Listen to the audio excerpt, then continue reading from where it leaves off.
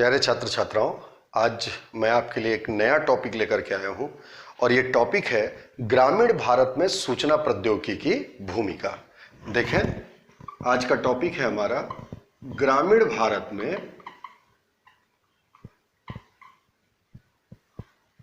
सूचना प्रौद्योगिकी की भूमिका। ठीक, ग्रामीण भारत में सूचना प्रौद्योगिकी की भूमिका या role of information technology in rural India. प्यारे छात्र छात्राओं, मैं इस टॉपिक को शुरू करूं उसके पहले मैं उम्मीद करता हूं कि आप सब घरों में होंगे और सुरक्षित होंगे। देखिए, एक कोरोना वायरस को लेकर के एक चारों तरफ अनिश्चय का माहौल बना हुआ है, एक नकारात्मकता का माहौल बना हुआ है, निगेटिविटी का माहौल बना हुआ है। लेकिन मैं ये मानता हूं हमेशा कि हर आपदा को अगर हम सही नजरिए से देखें तो उसमें एक अवसर छुपा हुआ होता है। बेशक हम घरों में हैं, हम बाहर नहीं जा पा रहे हैं, हम अपने काम नहीं कर पा रहे हैं, लेकिन जब हम घर में हैं तो यही अवसर है जब हम अपनी पढ़ाई को बहुत अच्छा आयाम दे सकते हैं। नकारात्मकता को सकारात्मकता में बदलने का केवल एकमात्र उपाय यह है कि हम अपने विचारों को सकारात्मक दिशा में या अन्य चीजों पर, अन्य सकारात्मक चीजों पर लगाएं। तो मैं आपसे उम्मीद यह करूंगा कि वर्तमान माहौल में आप अपने आप को सकारात्मक बनाए रखने के लिए पढ़ाई पर फोकस करें और अपनी किताबों और ये जो ऑनलाइन क्लास हम लोग अवेलेबल करवा रहे हैं उनके साथ आप मिलकर के पढ़ते रहें। बहुत सारे छात्र छात्राओं ने मुझसे इस टॉपिक को पढ़ाने के लिए कहा, तो मैं बस आप लोगों के कहने पर इस टॉपिक को बताने जा रहा हूं।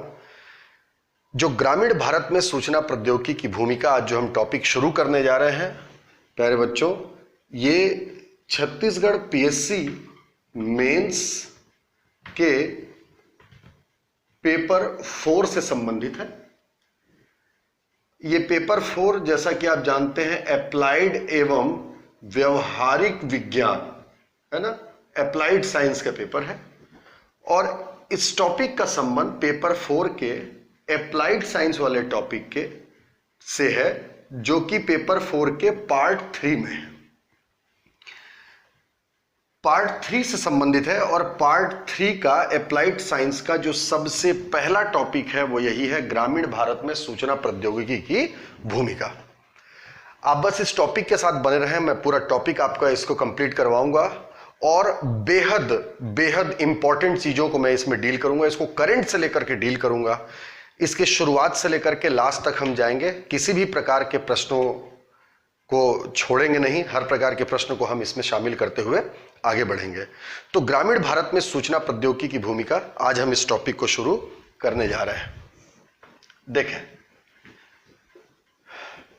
इसको पढ़ने के पहले, चूंकि ये टॉपिक जो है ये मेंस का टॉपिक है, मुख्य परीक्षा का टॉपिक है, यदि इसमें हम इसको पढ़ने के लिए सबसे अच्छा ये होगा कि इस पर जो पूछे जा सकने वाले प्रश्न हैं उसको हम एक बार देख लें, किस प्रकार की या प्रश्नों की जो प्रवृत्ति होगी। अगर मैं आपसे ये चर्चा करना चाहूं कि इस टॉपिक पर जो प्रश्नों की प्रवृत्ति हो सकती है, जो नेचर ऑफ क्वेश्चन हो सकते हैं, टाइप्स ऑफ क्वेश्चन हो सकते हैं, वो कैसे हो सकते हैं। जब क्वेश्चन एक बार हमारे दिमाग में रहेगा तो उसी के आधार पर हम आगे बढ़ते चलेंगे, पढ़ते चलेंगे। जैसे इस टॉपिक पर एक क्वेश्चन ये पूछा जा सकता है कि सूचना प्रौद्योगिकी के ग्रामीण भारत के विकास में योगदान की चर्चा कीजिए, है ना। सूचना प्रौद्योगिकी के ग्रामीण भारत के विकास में योगदान की चर्चा कीजिए। ठीक है, discuss the contribution of information technology in development of rural India. Discuss the contribution of information technology for development of rural India. ये एक प्रकार का प्रश्न बन सकता है जो लगभग आप ये मान करके चलें कि 100 या 175 शब्दों में ये पूछे जा सकते हैं। अगर एक लॉन्ग क्वेश्चन लेगा तो ऐसा पूछा जा सकता है। दूसरा एक क्वेश्चन जो इस टॉपिक से बहुत इंपॉर्टेंट बन करके निकल करके आता है वो ये है कि कृषि क्षेत्र में सूचना प्रौद्योगिकी, कृषि क्षेत्र में सूचना प्रौद्योगिकी की भूमिका का वर्णन कीजिए, है ना। यह भी आपका 100 शब्दों के आसपास पूछा सकता है। कृषि क्षेत्र में सूचना प्रौद्योगिकी की भूमिका का वर्णन कीजिए। Describe the role of information and technology in agriculture sector. एक कृषि क्षेत्र को उठा करके पूछ सकता है, यह एक प्रकार का प्रश्न बन सकता है। इसके अलावा कुछ क्वेश्चन शॉर्ट नोट्स या टिप्पणी से संबंधित हो सकते हैं, और किन किन टॉपिक पर शॉर्ट नोट्स या टिप्पणी आ सकता है टॉपिक को पढ़ने के दौरान मैं बताऊंगा। और कुछ परिभाषाएं भी, some definitions can also be asked, कुछ परिभाषाएं भी पूछी जा सकती हैं। तो कंप्लीट ये जो टॉपिक है, इससे ये प्रश्न जो है वो बनते हैं। मोटा मोटी जो मूल प्रश्न है वो ये दोनों हैं, ठीक है। इसके बाद कुछ टिप्पणियां, कुछ परिभाषाएं भी पूछी जा सकती हैं। मैं पूरी कोशिश करूंगा आपको कि इस पर हम विस्तार से चर्चा करें, इस पूरे टॉपिक को हम विस्तार से पढ़ें, ताकि इसके किसी भी एस्पेक्ट के क्वेश्चंस आपसे छूटे नहीं। तो एकदम बने रहिएगा, ध्यान दीजिएगा इसके ऊपर, कॉपी और पेन लेकर के हमेशा तैयार रहिए। तो अब मैं स्टार्ट करने जा रहा हूं ग्रामीण भारत में सूचना प्रौद्योगिकी की भूमिका। देखें,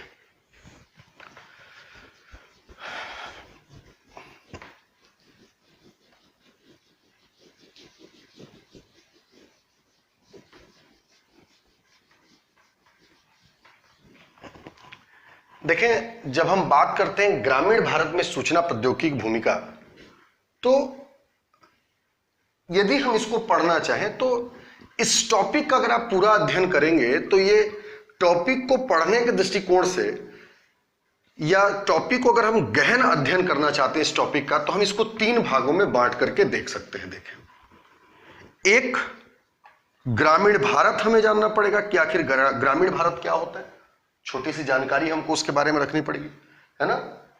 what rural India means, rural India का मतलब क्या है, ग्रामीण भारत के बारे में। दूसरा, हम जानेंगे कि आखिर सूचना प्रौद्योगिकी क्या होती है, इंफॉर्मेशन टेक्नोलॉजी, हल्का फुल्का हम जानकारी जानेंगे, तभी हम इसके रोल को डिप्लॉय कर सकते हैं वहां पर। और अंत में फिर हम इसकी भूमिका देखेंगे कि ग्रामीण भारत में इसकी भूमिका क्या रही है, कैसे रही है। अब देखें कि ये जो ग्रामीण भारत है, सबसे पहले हम ये जानेंगे कि ग्रामीण भारत क्या है, ग्रामीण भारत में क्या क्या चुनौतियां हैं, उन्हीं चुनौतियों को दूर करने में हम भूमिका देखेंगे। और भूमिका को जानने के पहले क्या जानना पड़ेगा कि सूचना प्रौद्योगिकी क्या होता है, एक शॉर्ट ब्रीफ हमको देखना पड़ेगा। तो हम इन 3 सेक्शन में बांट करके मैं आपको इस टॉपिक को समझाऊंगा, और इस टॉपिक को हम पूरा कंप्लीट कर डालेंगे, ठीक है। तो हम सबसे पहले देखते हैं कि आखिर ग्रामीण भारत क्या होता है, what does rural India means, ग्रामीण भारत के मायने क्या होते हैं, आप देखें।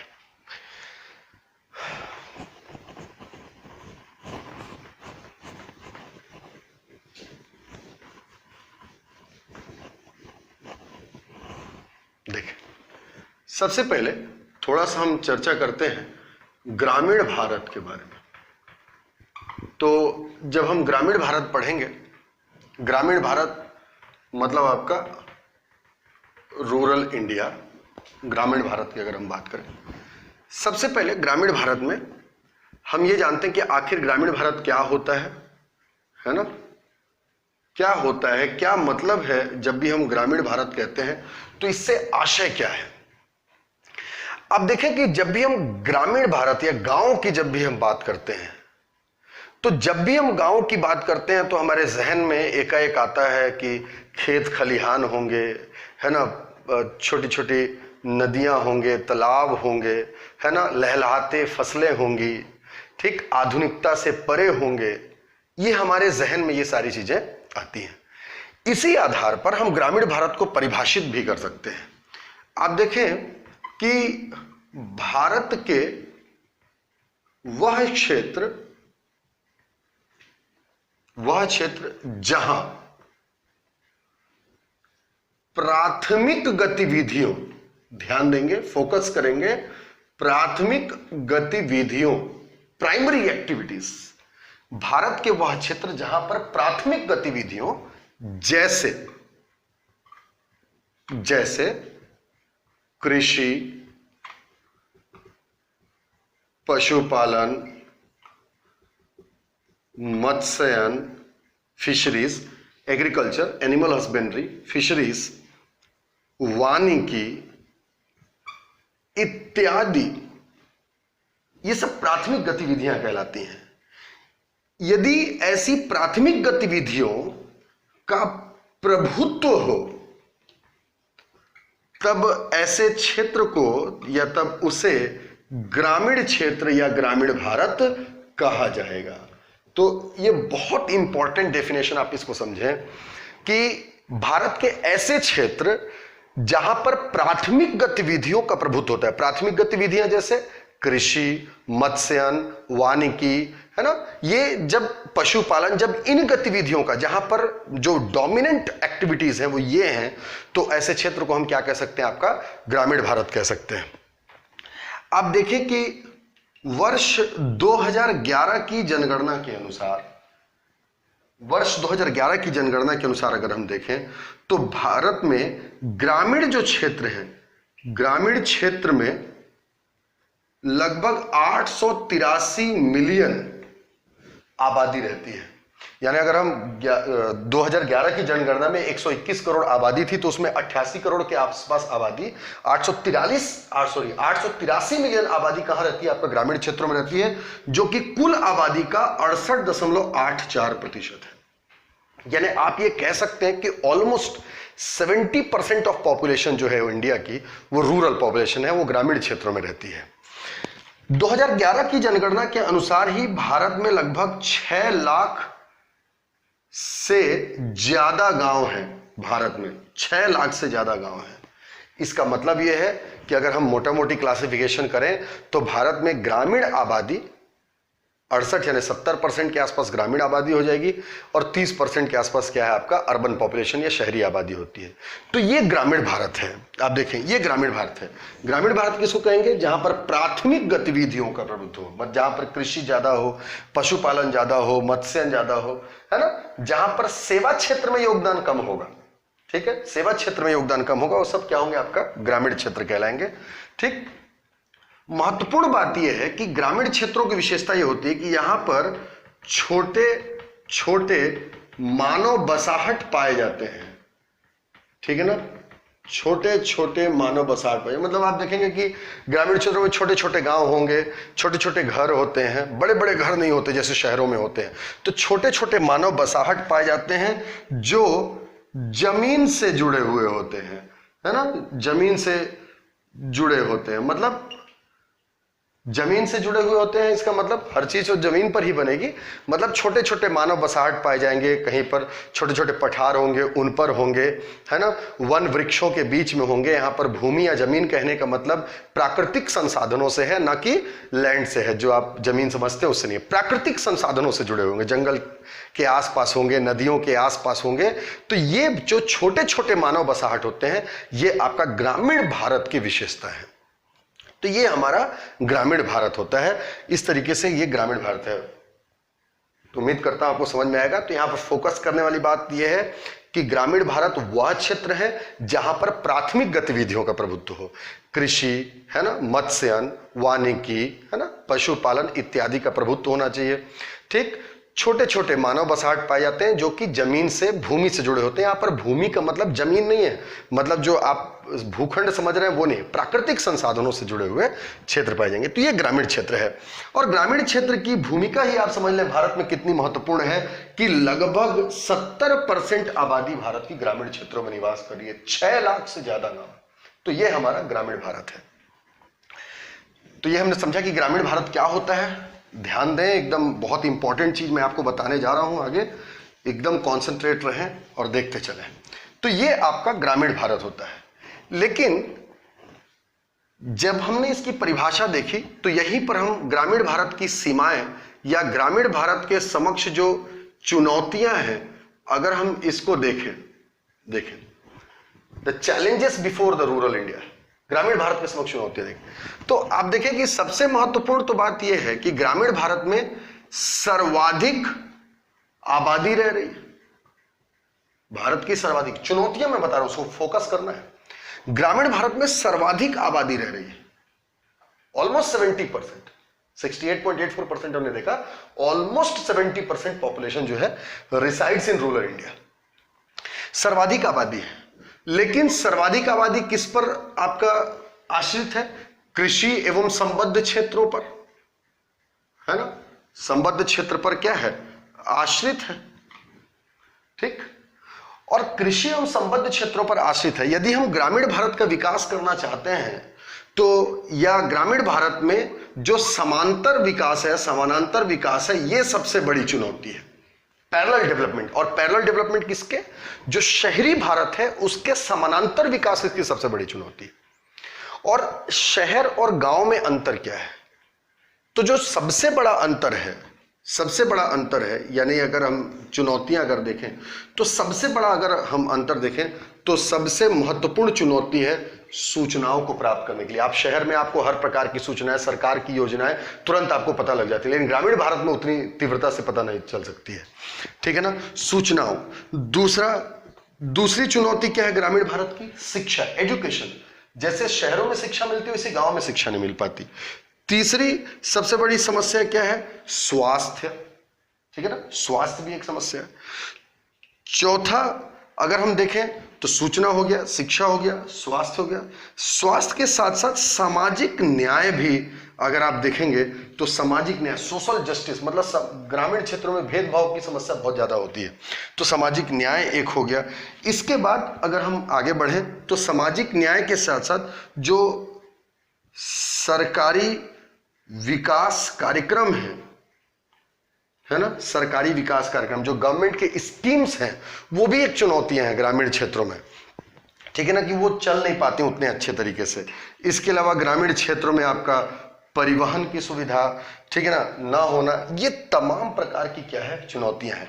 और इन्हीं चुनौतियों से निपटने में हम सूचना प्रौद्योगिकी अपनी अहम भूमिका निभा सकती है। तो अगर ग्रामीण भारत में सूचना प्रौद्योगिकी की भूमिका देखनी है तो भूमिका किस चीज में होगी? जो गांव के समक्ष जो चुनौतियां, जो समस्याएं आ रही है, उन्हीं को दूर करने में क्या होगी? इसकी सबसे बड़ी भूमिका होगी। तो इस तरीके से इन चुनौतियों को दूर करने में सूचना प्रौद्योगिकी एक अहम भूमिका निभा सकती है। और वो भूमिका किस तरीके से निभा सकती है, इसको जानने के पहले हमें थोड़ा सा जानना पड़ेगा कि आखिर सूचना प्रौद्योगिकी क्या होती है। देखें तो मैं थोड़ा सा आपको बताता हूं सूचना प्रौद्योगिकी के बारे में।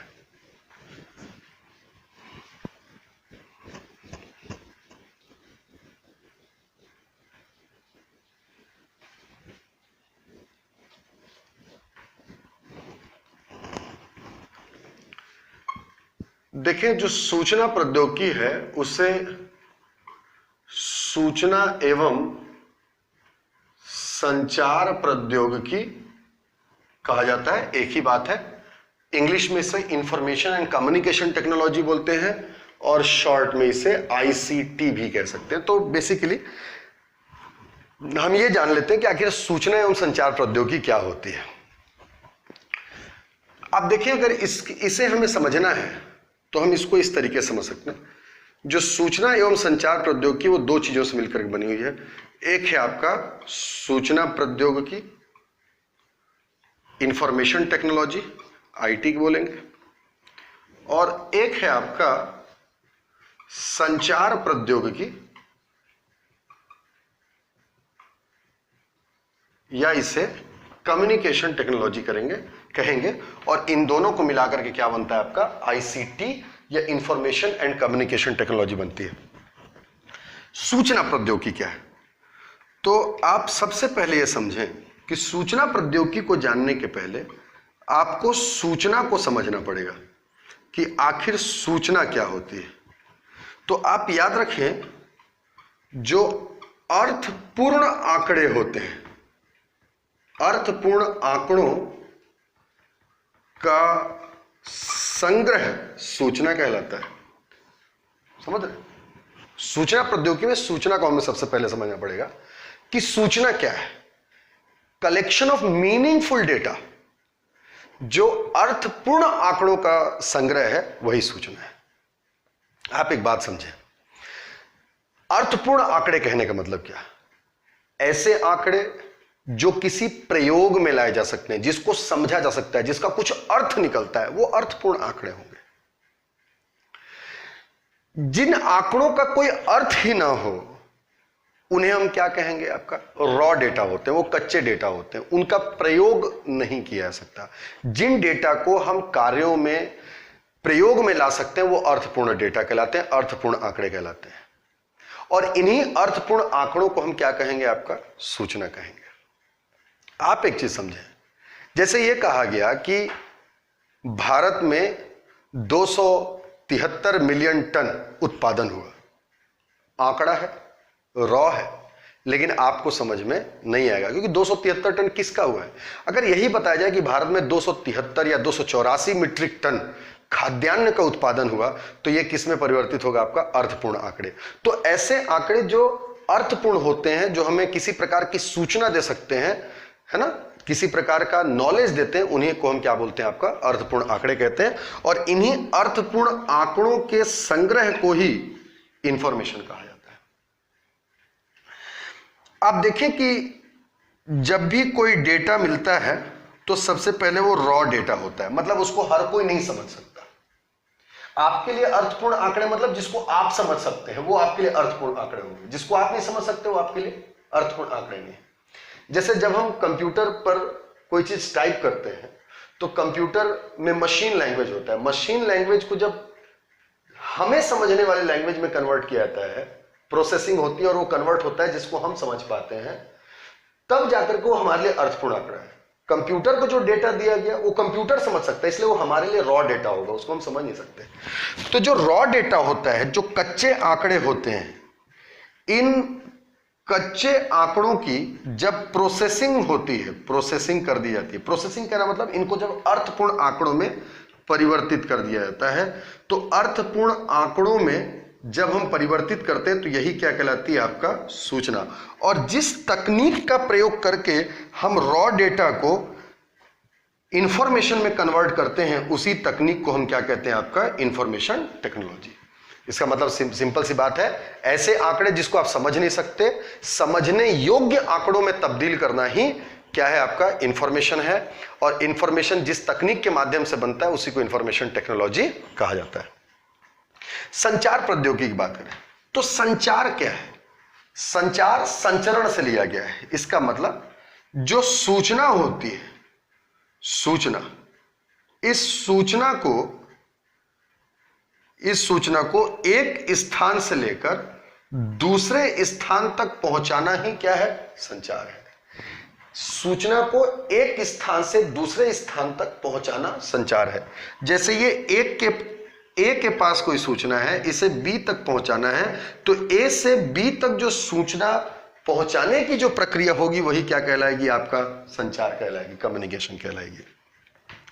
और जिस तकनीक का प्रयोग करके हम सूचना को एक स्थान से दूसरे स्थान तक भेजते हैं उसे कम्युनिकेशन टेक्नोलॉजी या संचार प्रौद्योगिकी कहा जाता है। जैसे ए के पास कोई सूचना है, वो बी तक भेज रहा है, तो जिस माध्यम से, मोबाइल से फोन करके बता दिया, टेलीफोन करके बता दिया, मेल करके बता दिया, जिस भी माध्यम से भेजा जाएगा वो तकनीक जो प्रयुक्त होगी उसी को हम क्या बोलेंगे, आपका कम्युनिकेशन टेक्नोलॉजी कहेंगे। इस तरीके से इतना चीज समझने के बाद अगर हम ये देखना चाहें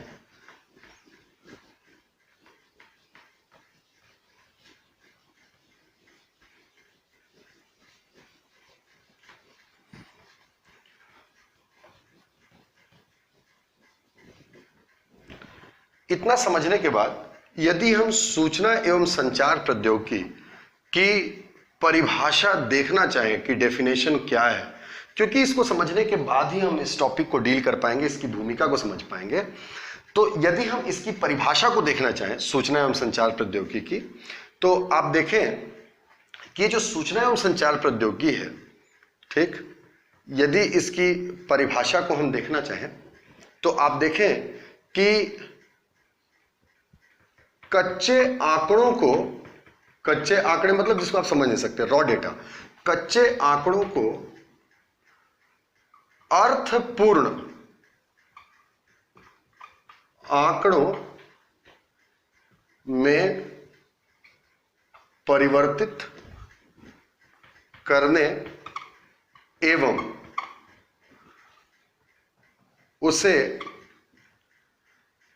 एक स्थान से दूसरे स्थान तक भेजे जाने के लिए प्रयुक्त तकनीक सूचना एवं संचार प्रौद्योगिकी आईसीटी कहलाती है। ठीक, यही क्या है आपका सूचना एवं संचार प्रौद्योगिकी, या इसे आईसीटी कहते हैं, इंफॉर्मेशन एंड कम्युनिकेशन टेक्नोलॉजी कहेंगे। इस प्रकार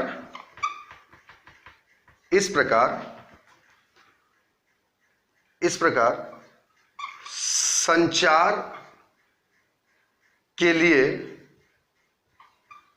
प्रयुक्त सभी माध्यम इसके उपकरण होंगे या इस प्रौद्योगिकी के अंतर्गत आएंगे। जैसे आप एग्जाम्पल ले लें, आपका मोबाइल फोन भी इसका एग्जाम्पल होगा, टेलीफोन, ये सब किस में आ जाएंगे, आपका इंफॉर्मेशन एंड कम्युनिकेशन टेक्नोलॉजी में आ जाएंगे। इंटरनेट, ईटीसी, ये सारी चीजें किस में शामिल हो जाएंगी, आपका सूचना एवं संचार प्रौद्योगिकी में शामिल होंगी। आप एक चीज देखें कि जो सूचना एवं संचार प्रौद्योगिकी जो हमने समझा कि आखिर क्या होती है, अगर थोड़ा सा इसकी उपयोगिता को हम समझ लें, है ना, थोड़ी सी इसकी उपयोगिता को समझ लें तो हम इसकी भूमिका को भी समझ सकते हैं। जो सूचना एवं संचार प्रौद्योगिकी है, इसकी अगर उपयोगिता देखें हम, यूजेस अगर मैं प्रयोग करूं, तो यदि भूमिका या उपयोगिता को देखें, सॉरी भूमिका भी नहीं देख रहे हैं अपन, रोल नहीं देख रहे हैं, यूजेस बस देख रहे हैं अभी, तो सबसे महत्वपूर्ण बात यह है कि जितने भी सूचना एवं संचार प्रौद्योगिकी की भूमिका होती है, संचार प्रौद्योगिकी के उपकरण होते हैं, उसमें आप देखेंगे जैसे आप कोई मोबाइल देख रहे हैं, तो मोबाइल में आपको जब आप किसी को कॉल करते हैं, किसी को मैसेज सेंड करते हैं, ईमेल सेंड करते हैं, तो उसमें एग्जैक्ट टाइमिंग आ जाती है कि इस टाइम इतना बज करके इतना सेकंड पर, दिन में, रात में आपने ये सूचना भेजी गई, इतने टाइम पर रिसीव हुआ, सीन हुआ, ये सारी चीजें आ सकती हैं। इसका मतलब ये होता है जो आईसीटी जो इक्विपमेंट्स होते हैं, इंस्ट्रूमेंट्स जो होते हैं, इंफॉर्मेशन एंड कम्युनिकेशन टेक्नोलॉजी में जो भी उपकरण यूज होते हैं, उसमें एकदम रियल टाइम जो है, रियल स्टेटस जो है वो पता लग सकता है। तो सबसे महत्वपूर्ण बात यह है कि जो आपका आईसीटी होती है, ICT information and communication technology, ये किसी भी कार्य के रियल टाइम, मतलब वास्तविक रियल टाइम स्टेटस एवं उन्नति यानी प्रोग्रेस का आकलन कर सकती है ना। अगर हम आईसीटी का यूज करें तो ये किसी भी चीज का हमें रियल टाइम स्टेटस बता सकती है कि इतने समय में कितना काम हुआ, इतने समय में काम कहां तक पहुंचा हुआ है, तो किसी भी कार्य के रियल टाइम स्टेटस की बातों को बता सकती है। एक जो सबसे महत्वपूर्ण बात अगर मैं आपको बताना चाहूं कि आईसीटी जो है, आईसीटी के 4 स्तंभ होंगे, मतलब जो भी इंफॉर्मेशन एंड कम्युनिकेशन टेक्नोलॉजी होगी, सूचना एवं संचार प्रौद्योगिकी जो होगी, उसके 4 स्तंभ होते हैं, यानी वो 4 प्रमुख कार्य कर सकती है। और 4 प्रमुख कार्य अगर मैं आपको बताऊं तो ये है आपका कंपाइल, क्यूरेट,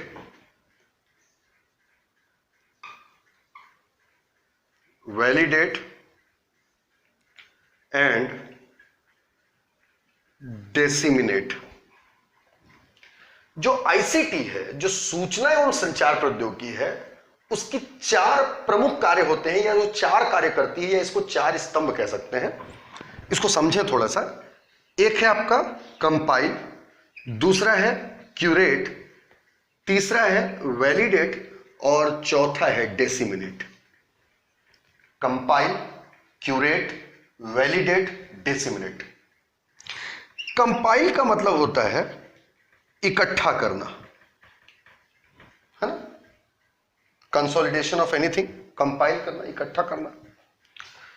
क्यूरेट का मतलब होता है विशेषज्ञों की सलाह, है ना, expert opinion, expert advice. Validate का मतलब होता है पुष्टि करना या ऑथेंटिक चीजें जो होती हैं, और डिसेमिनेट का मतलब होता है प्रसार करना, फैलाना या पहुंचाना, आप जिस भी रूप में इसको देखें।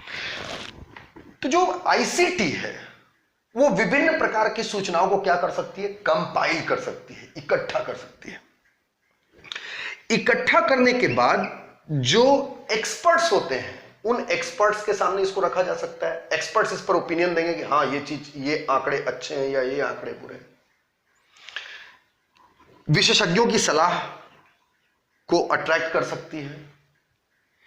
इसके बाद वैलिडेट, जब विशेषज्ञों की सलाह मिल गई तो उस पर उसकी पुष्टि भी की जा सकती है कि हाँ ये चीज आपके लिए सही है। और लास्ट में डेसिमिनेट, डेसिमिनेट कहने का मतलब होता है इसे पहुंचाना, गंतव्य तक पहुंचाना। तो आईसीटी ये सारे कार्य कर सकती है, कंपाइल कर सकती है, सूचनाओं को इकट्ठा कर सकती है, एक्सपर्ट के पास भेज सकती है, एक्सपर्ट ओपिनियन ले सकती है, क्यूरेट करना उसको, एक्सपर्ट ओपिनियन लेने के बाद उसको वैलिडेशन के लिए भेजा जा सकता है, जो ऑथेंटिक एजेंसी है उससे वैलिडेट हो जाए, और ऑथेंटिक एजेंसी से वैलिडेट होने के बाद इसको डिसेमिनेट किया जा सकता है। इसको इस तरीके से आप समझ लें, जैसे एक गांव में रहने वाला किसान है, उसके पास जमीन है, लेकिन उसे पता नहीं कि उसकी जमीन में कौन सी फसल हो सकती है। तो वो सबसे पहले अपने क्षेत्र में जाएगा, कृषि जो विज्ञान केंद्र होते हैं, केवीके सेंटर, वहां पर जा सकता है, किसान कॉल सेंटर से बात कर सकता है, वहां पर वो जानकारी मांग सकता है। तो जानकारी क्या हुई, उसके पास इकट्ठा हुई, कंपाइल हुआ। उसके लिए वहां से जानकारी इकट्ठा करके कहां भेज दिया जाएगा, जो Indian council of agriculture research है, आईसीएआर के वैज्ञानिकों के पास भेज देंगे, वहां से विशेषज्ञों की सलाह मिल जाएगी। उन्होंने वैलिडेट कर दिया कि भाई हाँ ये फसल आपके जमीन में ज्यादा अच्छी रहेगी, और उसको क्या किया, उस किसान तक पहुंचा दिया। तो from beginning to end, first to last, ICT सारे काम कर सकती है, फ्रॉम कंपाइल टू डेसिमिनेट। सूचनाओं को इकट्ठा करने से लेकर के डेसिमिनेट करने तक, गंतव्य तक पहुंचाने तक आईसीटी ये कार्य कर सकती है। और इसीलिए आईसीटी की भूमिका ग्रामीण क्षेत्रों में महत्वपूर्ण हो जाती है। आप देखें, ग्रामीण क्षेत्र में का अगर विकास करना है तो सबसे बड़ी समस्या यह है कि वहां पर सूचनाओं का अभाव है। तो ये कंपाइल कर सकती है ढेर सारी सूचनाओं को, उसमें विशेषज्ञों की सलाह ले सकती है, उसको पुष्टि कर सकती है, उसको क्या कर सकती है, डेसिमिनेट करके ग्रामीण क्षेत्र का विकास या ग्रामीण भारत का विकास कर सकती है। तो ये आईसीटी की क्षमता होती है, उपयोगिता होती है। देखें, बहुत इंपॉर्टेंट चीजें मैं आपको बताने जा रहा हूं, इसको बिल्कुल भी आपको छोड़ना नहीं है, एकदम कंटिन्यू इसमें बने रहें और इसको आप कंपाइल करते रहें, पढ़ते रहें, नोट्स भी बनाते चलें। कोई भी चीज, अगर आपको कोई भी डाउट आए तो आप पूछ सकते हैं क्वेश्चंस के माध्यम से, कमेंट के माध्यम से। आईसीटी की इन्हीं भूमिकाओं को, उपयोगिताओं को देखते हुए भारत सरकार ने यह निर्णय लिया कि वे आईसीटी की भूमिका को ग्रामीण भारत में सुनिश्चित करेंगे। आप देखें, जो आईसीटी है, आईसीटी की उपयोगिता को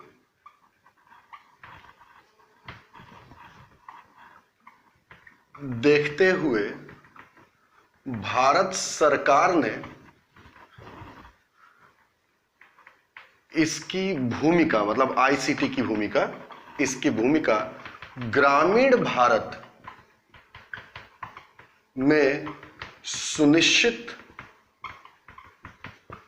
करने का निर्णय लिया है। ठीक, इसी उपयोगिता को ध्यान में रखते हुए भारत सरकार ने तय किया कि वो आईसीटी की भूमिका क्या करेगी, ग्रामीण भारत में सुनिश्चित करेगी। और कैसे सुनिश्चित करेगी? भारत सरकार ने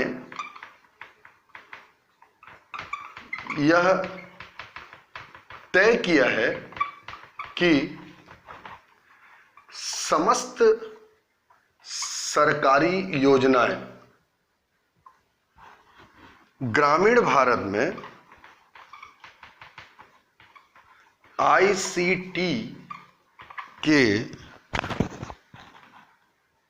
माध्यम से ही उपलब्ध करवाई जाएगी। और जो सरकार ने यह तय किया कि भाई आईसीटी की भूमिका को तय करेंगे ग्रामीण भारत में, और इसके लिए आईसीटी के माध्यम से ही सारी सरकारी योजनाओं का लाभ दिया जाएगा, और इसे ही डिजिटल इंडिया या न्यू इंडिया नाम दिया गया। इसे ही हम डिजिटल इंडिया या न्यू इंडिया कहते हैं। इसका मतलब आप समझ सकते हैं कि जो सरकार की कल्याणकारी योजनाएं हैं, है ना, सरकार की कल्याणकारी योजनाएं, उनको जब आईसीटी से जोड़ दिया जाए, आईसीटी के माध्यम से उपलब्ध करवाया जाए, तो यही क्या बन जाता है आपका डिजिटल इंडिया। इसी को डिजिटल इंडिया या न्यू इंडिया कहते हैं। इस तरीके से ग्रामीण भारत में आईसीटी की भूमिका को सुनिश्चित करने के लिए भारत सरकार ने 1 जुलाई 2015 को डिजिटल इंडिया स्कीम की शुरुआत की। तो आपसे अगर क्वेश्चन पूछ दिया जाए कि भारत सरकार ने ग्रामीण भारत में आईसीटी की भूमिका को सुनिश्चित करने के लिए क्या प्रयास किए हैं, तो डिजिटल इंडिया स्कीम उसमें से एक हो सकती है।